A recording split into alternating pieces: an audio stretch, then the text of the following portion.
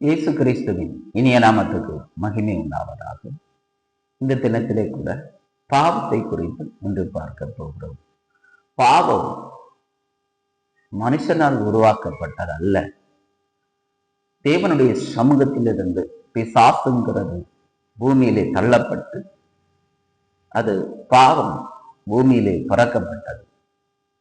அதனால் அது உலகெங்கும் பரவிற்று. அது மனிதன் மூலமாகவே பரவினது. அதுதான் இந்த வேதாகத்திலே பாவ மன்னிப்பு ஒரே ஒரு மனிதனால் உருவாக்கப்பட்டது. மீண்டும் அதே ஒரு மனிதனாகவே இயேசு பூமியிலே வெளிப்பட்டபடியால் அவர் மூலமாக பாவ மன்னிப்பு பூமியிலே உண்டானது. அதை புரிந்து கொள்ள வேண்டும். நாம் ஒரு வேதவசனத்தை வாசிப்போம். அப்போஸ்தலர் நடவடிக்கைகள் 13ஆம் அதிகாரம் 38வது வசனம். ஆதலால் சகோதரரே, இவர் மூலமாய் உங்களுக்கு பாவ மன்னிப்பு உண்டு என்று அறிந்திருக்கிறபடி என்றார். இந்த இடத்துல பார்க்கும்போது சகோதரருக்குள்ளே பேசுகிறதை பார்க்க முடியும்.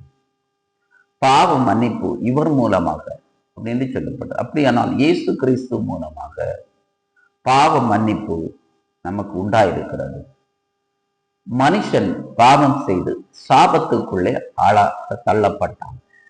அவனை மீட்கும்படியாக இயேசு பூமியிலே மனிதனாக வெளிப்பட்டு இயேசு இன்றும் அவர் ஜீவிக்கிறவராய் இருக்கிறார்.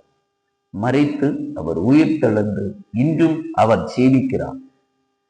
ரட்சிப்பது தேவனுடைய நோக்கமாய் இருக்கிறது. ஏற்றுக்கொள்வது மனிதனுடைய நோக்கமாய் இருக்கிறது.